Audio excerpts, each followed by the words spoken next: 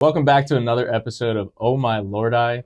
I'm Tyler, and today's a special day because we're outside the office, obviously, and we got a special guest with us, Nolan Bobo from Elite Concrete, and we're going to be talking about his business, his journey, and all things concrete. Oh My Lordi podcast. Who's Nolan, and then how did you start Elite Concrete, and what is Elite Concrete? Elite Concrete is it's me and my brother, my older brother. So the first thing we started with was actually in the dirt business. And then we just had some stuff kind of work out and some things shift, and we got in the concrete business pretty fast, and we just keep growing from there. Awesome. It's a hard thing to do to work with family. I think the biggest thing working with families you do, in my particular instance, is I do know that the people that are here at our family have the same interests invested as I do. So I think with, using Elite, I think you do see a little bit of like the family atmosphere to this. So, and I think that's the difference, because a lot of people want to structure it for the next deal and everything like that. At the end of the day, we do take the pride into what we do, so because at the end of the day, it does feed our families. So, right. And those families are direct, they have the same last name as me. Right, so, right. So I think that's the big reason, and we love what we do. We take pride in everything we do. I always tell somebody, if you poured our concrete against someone else's, side by side is when you could tell the difference. But if you're probably, if you're comparing us against someone, and someone said, oh yeah, they did a great job, and it's not side by side, it's hard for you to tell the difference. Right. And I think the big thing is for us is we do care. We'll pour smaller sections to make our quality higher. You know what I mean? And I think the reason why people do end up using us is because they do trust us. And that's really what we try to do here. We're not trying to sell a false dream. We try, we try to tell people what we're going to do. I like to make sure everybody knows the process, and I don't want to ever, do something that someone's just going to be completely unhappy about or surprise somebody with something, Yeah. So I think that's really the big difference. We're real thorough in what we do. So. Love that. So, it's not just, it starts with the family and ends with the family. Everyone's kind of, all your customers are an extension. Exactly right. Yeah. So, it's funny. We do, if you go back and look at our social medias, I had this little hashtag line that we used to, elite, join the elite family.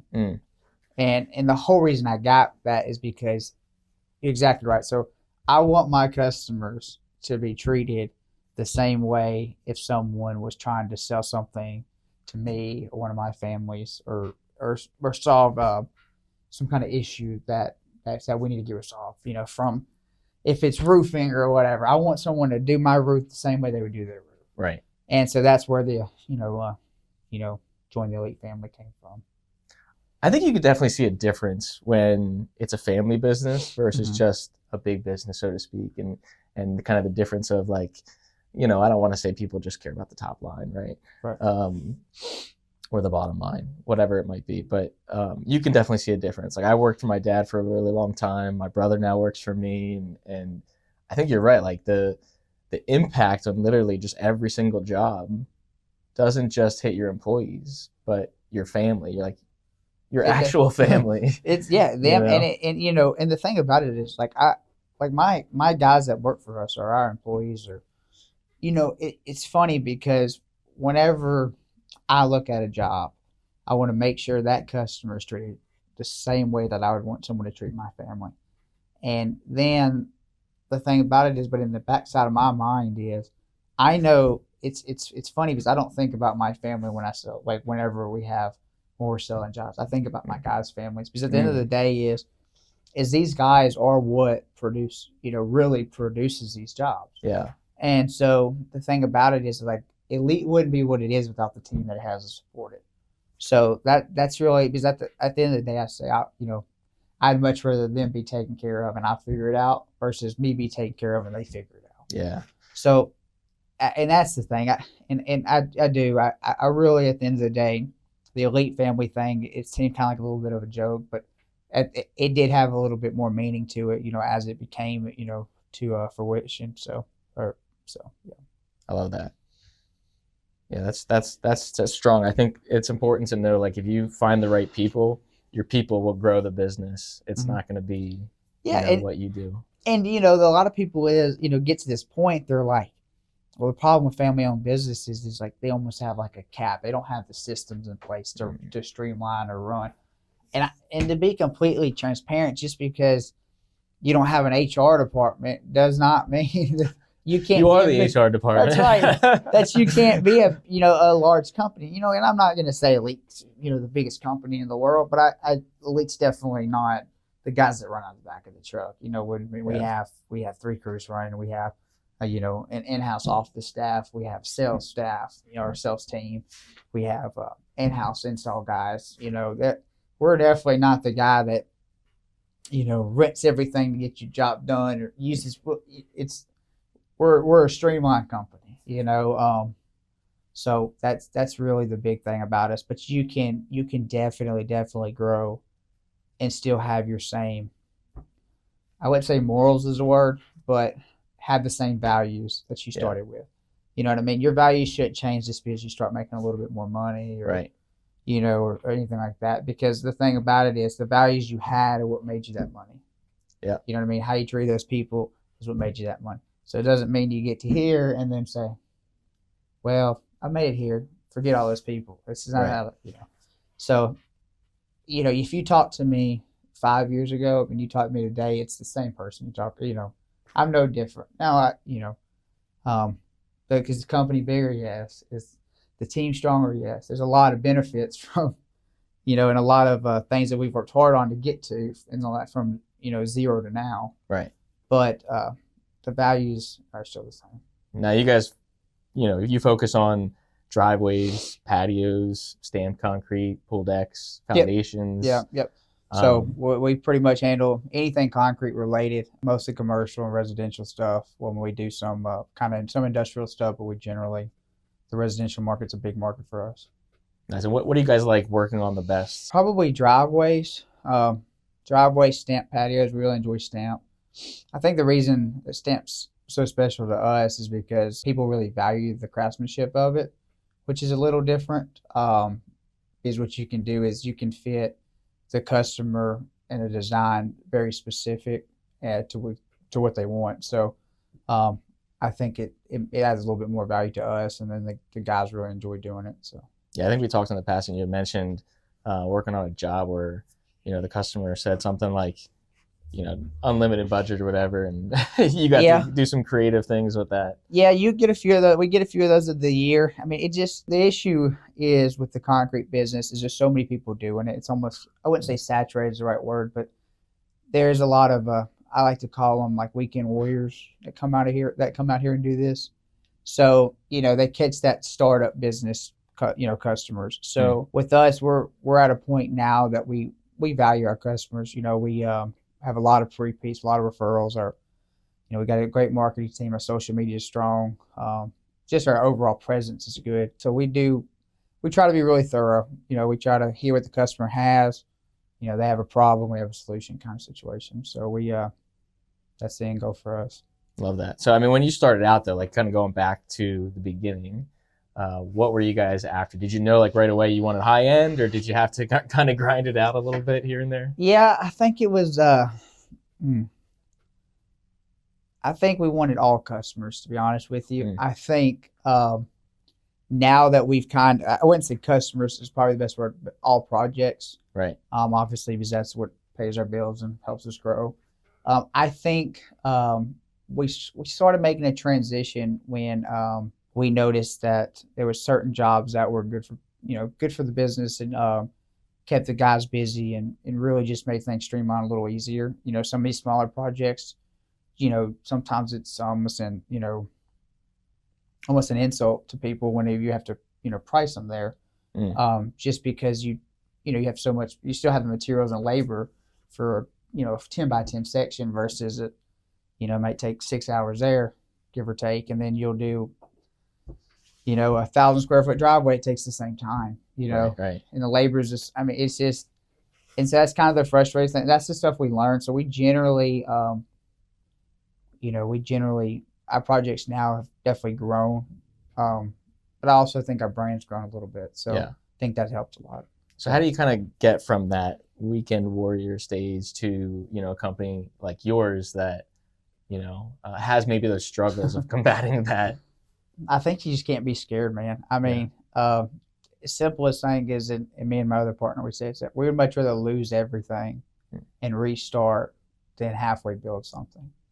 So I think it's that. I know it sounds kind of like, okay, well, it's easier said than done, but it's really as simple as just putting the time and effort into it, understanding the sacrifices, and understand the rewards at the end of it. So, we have a great team. So we have, sales guys, we have in-house office people, we have our finishing crew, and we keep everything in-house too. So that's something we transitioned into when we started. We don't sub our work. We keep all of our quality control in-house, so we know who's at your job, what they're doing. If there's an issue, it's the response time's fast. So we try to do that. But I think if someone was to ask me what the first thing is to do is really just jump at it and try it. It's that simple. Tell the wife to trust you, the girlfriend to trust you, and make it happen. I remember, because that's probably the scariest thing being an entrepreneur is making that first leap. I remember sitting in the living room and telling my wife I wanted to do something. And I think that conversation is super important. Obviously, if you don't have a wife, then it makes it easy. You can do whatever you want. Yeah, they're definitely the ones that make the decisions, unfortunately. Yeah, then you get kids in the mix, right? And that's right. It complicates it even further. But, it sounds like the branding and kind of all the decision making you guys have made to, again, start to finish, make your product stand out is what separates you guys from most other companies. And I think what really helps us, what helps us grow is from the first customer we dealt with, from the rest of the customers we deal with, we treat them all the same. It doesn't matter if it's a $1,000 job or if it's a $20,000. Just to give an example. Right. Because at the end of the day is that patio we're doing, they're going to value just as much as replacing that driveway. Yeah. You know what I mean? Or they might have the same problem. They might have a water issue going towards a house from that patio. They might have the same thing with the driveway. So there's generally a problem, a solution. It doesn't matter what the dollar figure is. They're the same. They both need to be treated the same way. And I think that's what separates us from a lot of other companies is because we do answer the phone calls. If you call me, it's a 99% chance that I'm picking up that phone the first time you call, unless I'm, doing something like this or, have a couple of appointments to run, but very rarely, because we do have a good team. So generally I'm a little more available. So nice. Now going back, kind of, you mentioned the first job, right? Compared to maybe a recent job. Do you remember that first job you guys did? I do. What was that like? It was rough, man. It was due to us. The funny thing is so how a backstory to how we actually started this. We had a good friend of ours that owned a concrete company, and he did a lot of work in this area. He actually retired, and he's like, "Man, y'all need to get in the concrete business." And of course, we're in the dirt business at this time, so I understood how to bid it. I understood like the time and effort to it. I just didn't know the actual like production of it, I guess a better way. And so the first probably, it wasn't just the first job, the first probably 20 jobs were rough. Now, at the end of the day, we brought in some help that was qualified. So it's just, at that time, we didn't know what the steps were. So we were just watching the steps and just hoping for the best. And everything turned out great. Actually, our first customer, we still do work for him today because he does a lot of rental properties and those sorts of things. So we do a lot of, when he goes in there and does some remodeling, he adds driveways or extensions or whatever, depending on what the property needs. But I don't really like to go back to that far back, honestly, because it's been a lot of blood, sweat, and tears, arguments, but, at the end of the day, we value our customers. That's the huge thing. Yeah. And I really do, really and truly, like if people always say, do the work like you would want at your own house. And it's easy to say, whenever people are paying you thousands of dollars to do something. Right. But there's a difference between actually living it, right? So like if I, one thing we do, we're very specific. When we finish a job for a customer, we go through checklists and they make sure that basically they sign and we walk through making sure everything's checked off. So if there's any issues, it's caught before we do the project. Or if there's any, there's a little bit of material here, little stuff like that. That's just the minute stuff. That's the details that we worry about. Love that. So, I mean, that all kind of shows the perseverance you guys have had. And, I mean, doing work still from the first customer ever, that's pretty impressive. Yeah. It's funny. It's every time I talk to him, he's like, man, y'all, he thinks it's impressive because, he didn't know any different when we first started. You know, because we were the same, we were the same person we were then, just the company's larger. I mean, there's no difference. We treat the customers the same. Now, I would say quality of work has definitely improved. We didn't have bad work there. I mean, we would pour a lot less to accommodate, obviously not having the skill set at that time. But today we do, all kinds of stuff. Yeah. So what's the biggest change you think between then and now with the quality of work that you guys do? I think it's because we have a good team. We have, our guys are sold into or have bought in, probably a better way, to what we're doing here. And as they know, there's a million of us, so we have to do that extra leg, or extra step that nobody else is doing. So I think the big change with that is the guys buying into what we're selling, I guess, and then understanding what we're actually trying to do here. Yeah. Because Elite's not the company that's just worried about making the next dollar. At the end of the day, I've got children and, and stuff like that. So, I do see Elite a lot bigger than, me running around every day like a chicken with its head cut off, or, we see the teams in place. We see, pretty much a long term. Like I don't plan to retire, and I don't plan to, whenever I'm done, for Elite to just disappear. So, the long plan is really build more like a little almost a little dynasty here. I don't know if that's the best word, but or legacy. Yeah. Love that. All right. Well, maybe we'll save this for later. Maybe we'll think about what's next for Elite. Maybe we'll save that for a little later. What I know what that is. What gets the customer, right? Because they have so many different options. All over Middle Tennessee, they got tons of different concrete companies. What gets the customer to, decide you guys? I think it's his pretty face. Fresh new haircut, all that. I'm just smooth talker. I think why people choose Elite, and it is, and it's as simple as this. I know it sounds crazy. It's not because of price. It's really because when we talk to a customer, we're straightforward. We tell the truth, and it's just genuine. We don't put on a mask for whatever customer we're dealing with.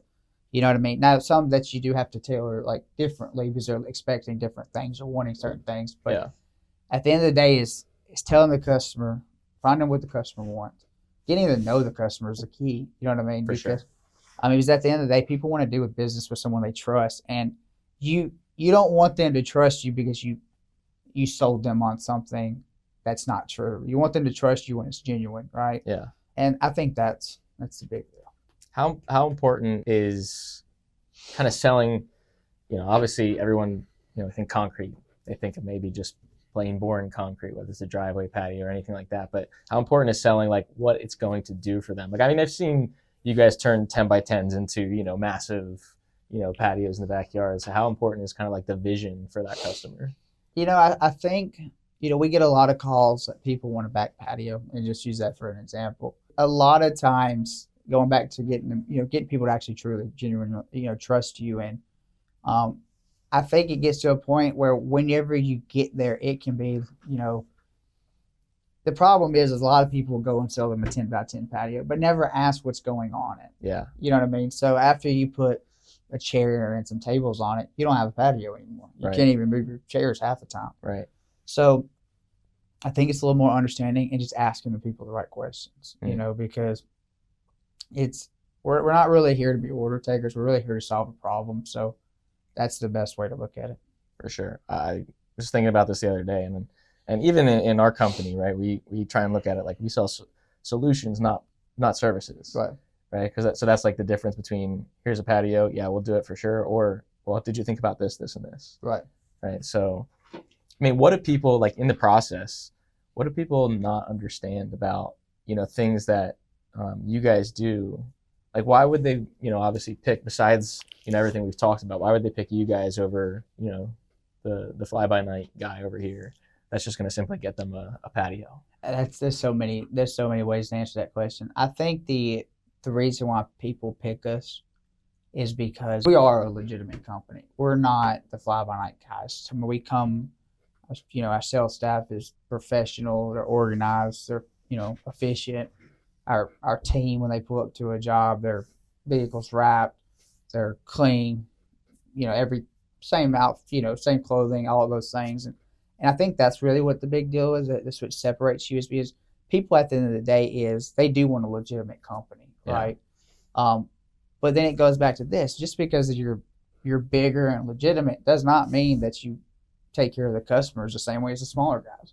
So like the way we try to do things is obviously we want to grow, and we are growing, and we're we have a great company, we have a great team, but it doesn't matter if I had 50 guys working for us or if we had, I still treat every customer like when I had nobody. Right. You know what I mean? And I think it goes back to trust people. That's why they pick us over other companies. Yeah. So let's transition into maybe pieces of the process that customer doesn't understand. Like what goes on, job starts, what goes on that maybe, you want to let customers know, like, hey, this is the process, and these are things to think about, before, deciding, hey, I want a 10 by 10 when maybe a 10 by 20 makes more sense, or, different aspects of a driveway or foundation. I think it's just it's figuring out what the space is for and what the purpose it's serving, and then after that, I think it's just using, our knowledge and because there is a lot of people that say, hey, y'all do this every day. What did you recommend? And when and the reason why people ask that is generally because they do trust you, and they do, because of either their neighbor used you or their cousin used you or whoever. Right. And so so really the simple answer to that is knowing what it's for, knowing how to solve a problem. Because every problem has got to be a solution, right? So, and it seems like, and it could be we don't have enough space to grill out. Like, it sounds like crazy. It's not like a water problem in your house, but right. It is a problem, and there's a solution for it. Yeah. So I think it's that, figuring out what the problem is and then finding a solution for it. So it's really just kind of about the outcome rather than, the little things in the process. Yeah. And I mean, and at the end of the day, we do set, expectations. Like, we use equipment. It's not hand dug with the shovel and a wheelbarrow, Right. So there is some expectations that have to be, known and stuff like that. But other than that, it's nothing super major on that part of things. They said something along the lines of, obviously neighbors seeing a job, kind of going into what works best for you guys. I know you have a little bit of everything going on with your, website, ads, and different things, yard signs. Get lots of calls on yard signs. Like what is best for you guys? Referrals are always king, right? They are. But what works best? I would say our best things probably are our yard signs are great, is that they're not very expensive. They're a real cost-effective way to advertise. Yep. Referrals, of course. I mean, if every call was from a referral, you could do some of the craziest stuff with your business, but that just isn't the real world, unfortunately. But I would say probably Google. When we got on Google, that grew our business substantially. And then the other thing is not trying to do it ourselves. It's often like hiring you, like Grit to come in, and Grit Media to come in there and really scale that stuff. Because at the end of the day, it's just because you put money in ads, if you don't know what you're doing, you have no idea where they're going. Right. So before you spend a bunch of money and you never receive a call from it. So yeah, I think that's it. And I think if anybody wanted to level up their business, the first thing that I would go into is marketing. And now, generally, that is one of the more expensive things to start. But that is what I mean, at the end of the day, people have got to see you to use you. So Yeah. Yeah, and I think it's important to have a mix of everything. Mm-hmm. You don't want to put, I mean, we all know the crazy things that happen with, Meta and Google, right, and all the changes. But I think that's what, at least from my perspective, I see you guys different because you have a little bit of everything going on. Yeah. So I think it's super important to do that. Yeah, we try to have all of our eggs in one basket, and we don't try to put all of our eggs in the basket. We try to spread them out, but what we try not to do is spread them out so thin where they don't actually make a value, right? So with the yard signs, I mean, we're very aggressive on the yard signs, and then with the Google ads, we're aggressive, and Facebook ads, we're aggressive. It's not just throw a bunch of stuff at 4 different walls and hope it sticks. It's really like if you're going to go in there, you just go ahead and let's be aggressive here. Give everything your effort instead of give it a little piece of the pie. Yeah. So you guys serve just about all of Middle Tennessee. What specific areas do you guys like to kind of hone in on? Rutherford County is definitely where our bread and butter is. We're local to it. We've lived here forever, so we definitely we have the ability to scale pretty quick in this area.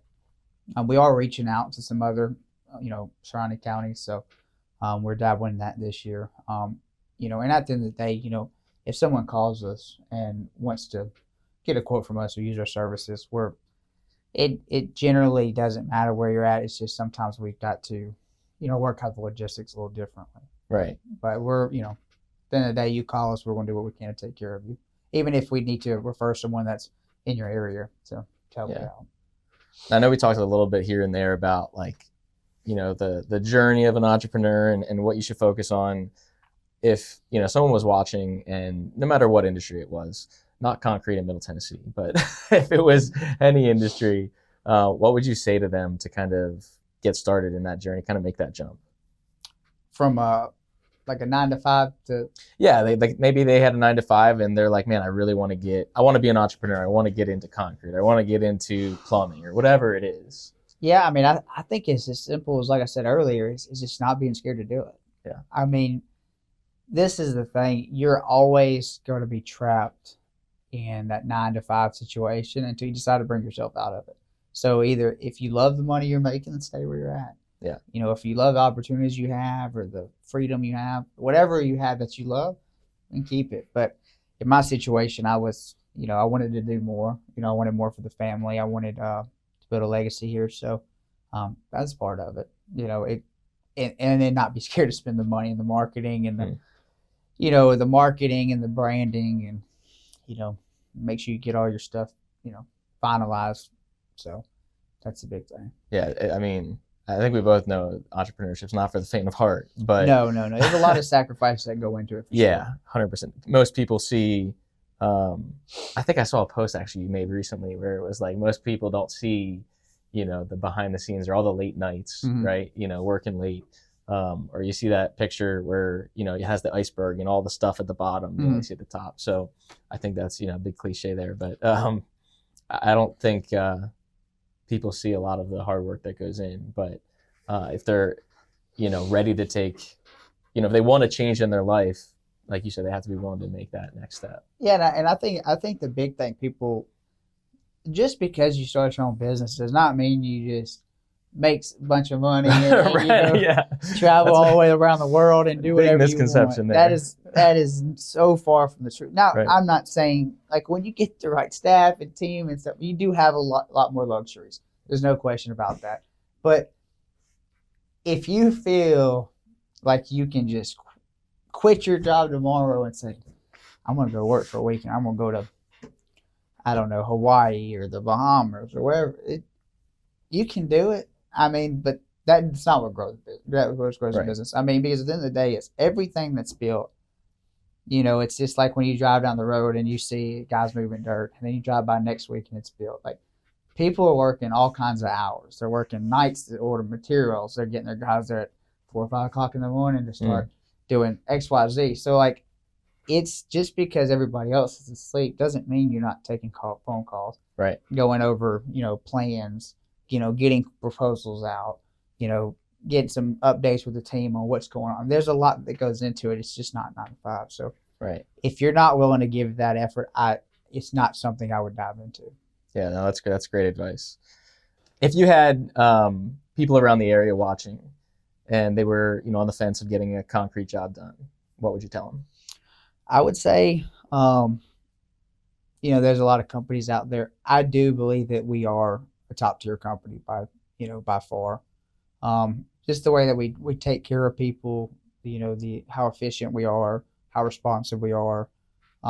So if they were looking to give us to get this work done, definitely give us a call. I don't think they'll be disappointed in giving us a call and just seeing what Elite's actually about. So love it. And I mean, where can they find you on the web? What's your phone number? How can they give you a call? The phone number is 615-962-2230. And then our website is eliteconcretetn.net. Love it. Now, last question. What is next for Elite Concrete? Where do you see it in 5-10 years? Yeah, I mean, I think I see Elite Concrete doubled in size. We're working on a lot of stuff behind the scenes that does involve concrete. It's just not the whole idea of the project.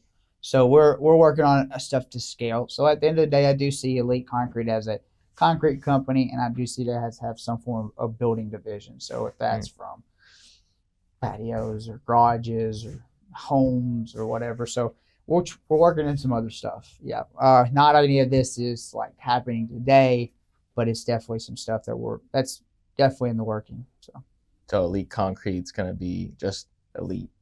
Yeah. Yeah. Yeah. A couple. The sky's the limit, really. And then another thing that we do offer that we generally don't do any marketing on. We do offer floor coatings too. So, like what you see in your garages and stuff like that. So the full broadcast coverage we do offer too. So if anybody's interested in that, they can also give us a call. Nice. Very good. Well, listen, Nolan, I appreciate you hopping on. It was great talking with you. Hopefully you guys learned a thing or two, and we'll see you next time. Thank you.